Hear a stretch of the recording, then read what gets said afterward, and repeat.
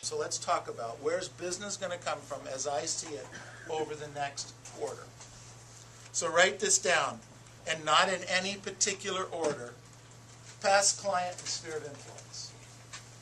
Past client and sphere of influence. Past client and sphere of influence. The media is saying positive things about the real estate market. There isn't a week that goes by where you won't find an article or two in the newspapers or a blog or two on the internet that talks about rising prices, positive things going in the marketplace, etc. There's still some negative stuff, don't get me wrong. It's not utopia.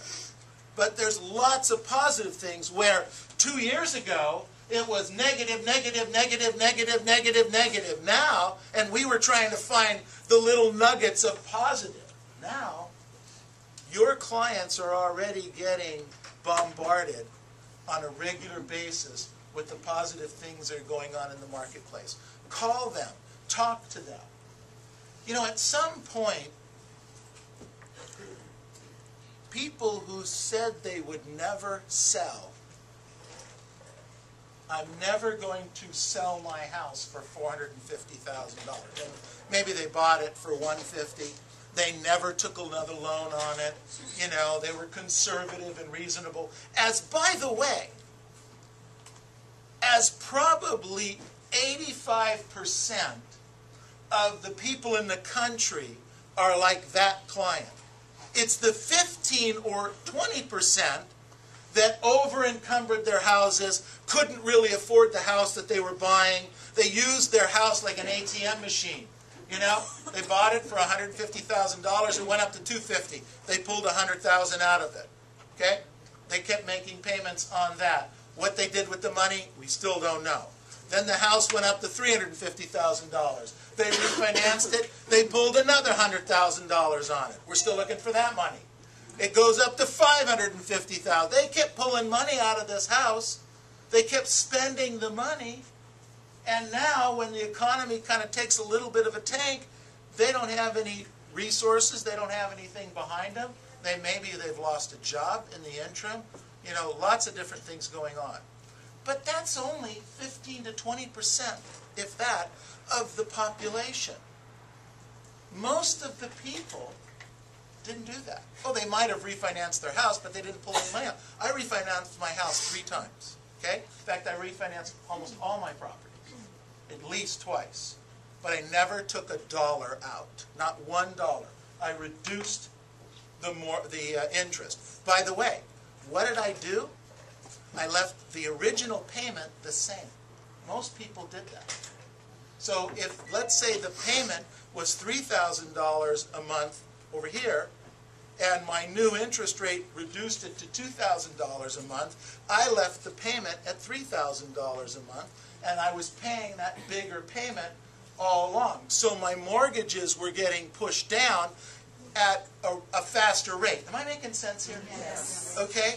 I'm not the only guy that did that. A lot of people did it.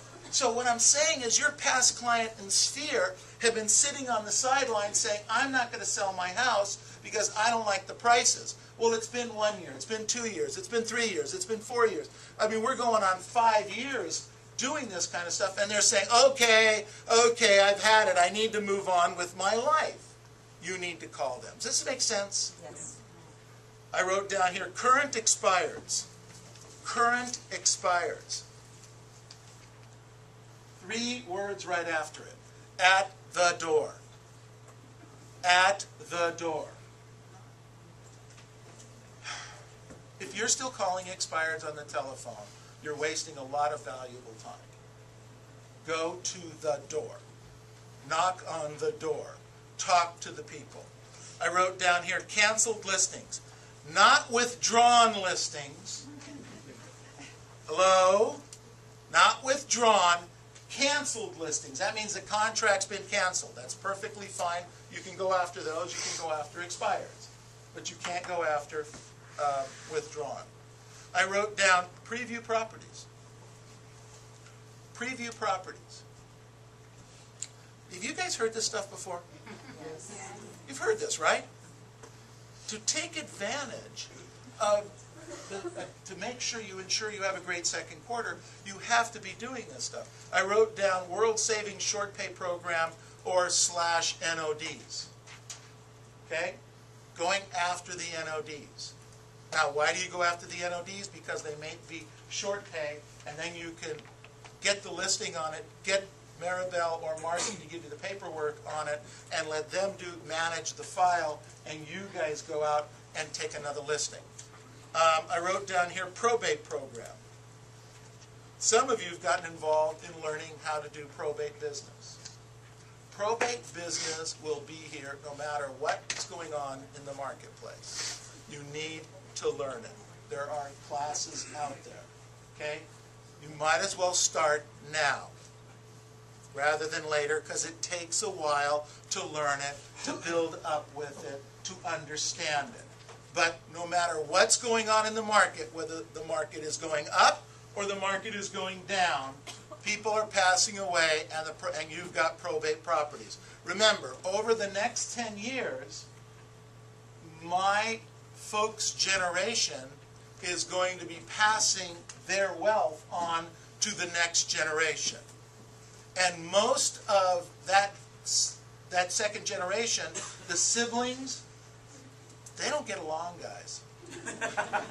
How well do you get along with your brothers and sisters? Okay? Now the parents, as long as they're alive and they're managing the properties and they're managing the assets, no matter how old they are, it's still their property and they're in control. And if your brother or your sister's being an idiot, mom and dad steps in and says, stop it, you know, it's still my property and here's how we're going to handle it. Mom and dad deceased, and all of a sudden you've got to deal with the brothers and the sisters and the aunts and the uncles out there on these properties. They're not going to continue managing most of this property and hold it. Unfortunately, it's really the best thing that should happen. But they're not going to do that. They're going to divide up the estates because everybody has a different money need, a different desire, a different direction they want to go. You need to be prepared to talk to people about these issues so that you can get those listings and do that business. I wrote down here just listeds and just solds. Door knocking or phone calling.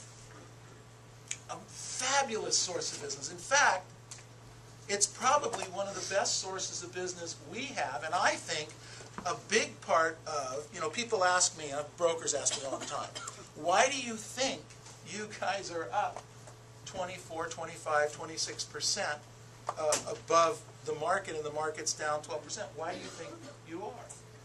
And I'm here to tell you, besides the fact I think you guys are all wonderful, fabulous, and some of the greatest salespeople I know, is it's the Blitz program. It's simply the Blitz program and the accountability that we're working on holding you to. It's about focus, consistency, and commitment on a regular basis over time. That's the difference between our company and everyone else. That's really the most important thing that we have going for us, is that kind of effort that you're putting in. I wrote down here, prospect owners that have owned their properties before 2001 and haven't refinanced their homes. Get with your lender, have them work with you, looking for owners like that. I just talked about them. There are a ton of people sitting on the sidelines deciding not to do anything for a number of years, and now that's it. These are all the standard sales that you hear about. That's where they're coming from, and you're finding them door knocking. You go to the expired properties, you go to the NODs and the Wachovias, and you go to the previewing, and then you door knock 10 around each one. That's where the deals are coming from. That's how you're going to, one of the ways you're going to ensure a great second quarter.